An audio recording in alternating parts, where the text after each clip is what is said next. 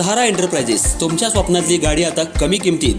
इचलकरंजी शहरालगत असलेल्या कबनूर चंदूर रोडवर कोन्नूर पार्कमधल्या सहारा एंटरप्राइजेस इथं पश्चिम महाराष्ट्रातली विविध बँका आणि फायनान्स कंपन्यांनी जप्त केलेल्या जुन्या दुचाकी आणि चारचाकी गाड्यांची विक्री केली जाते. शोरूम किमतीपेक्षा 25 ते 50% कमी दरात, उत्तम स्थितीत आणि संपूर्ण कागदपत्रांसह त्वरित डिलिव्हरी. दुचाकी 20,000 पासून पुढं तर चारचाकी 50,000 पासून पुढं. आपल्या पसंतीची कार किंवा बाईक आता अगदी परवडणाऱ्या दरात घेऊन जा. विश्वास, पारदर्शक व्यवहार आणि उत्तम सेवा हेच आमचं वैशिष्ट्य. पत्ता Konnur park, Kabnur Chandur road, Ichalkaranji. Proprietor Rajubhai Ajgar. संपर्क 8055810910 आणि 9860785786.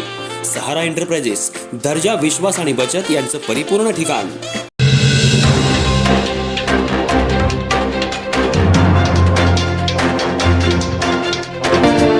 नमस्कार, मी तेजस्विनी मगदूम. एम मराठीमध्ये आपल्या सर्वांचं स्वागत आहे. पाहूयात ठळक घडामोडी.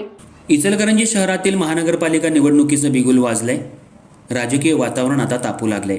निवडणुकीच्या पार्श्वभूमीवर इच्छुक उमेदवारांनी प्रचाराला वेग दिला असून प्रभागनिहाय भेटीगाठी, बैठका आणि संवाद कार्यक्रम सुरू झालेत. या अनुषंगानंच आज प्रभाग क्रमांक 1 मधील इच्छुक उमेदवार भारती अनिल तराळ यांनी रामनगर आणि आरके नगर परिसरातल्या महिलांना एकत्र करून संवाद साधला. या बैठकीत तराळ यांनी परिसरातल्या दीर्घकालीन प्रश्नांवर थेट भाष्य केलं.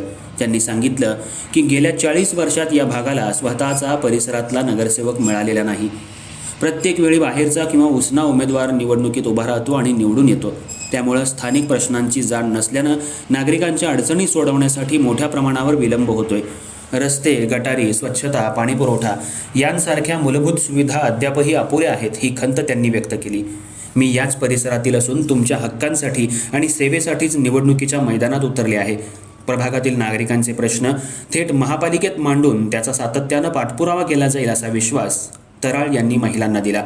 परिसरातील अंतर्गत रस्त्यांची दुरावस्था, साचणारं सांडपाणी, तुंबलेल्या गटारी आणि स्वच्छतेअभावी निर्माण होणाऱ्या आरोग्याच्या समस्यांकडे त्यांनी लक्ष वेधलं. निवडून आल्यास या सर्व प्रश्नांवर प्राधान्यानं काम केलं जाईल असं आश्वासनही त्यांनी दिलं. यावेळी उपस्थित महिलांनी आणि नागरिकांनीही आपली भूमिका स्पष्ट केली.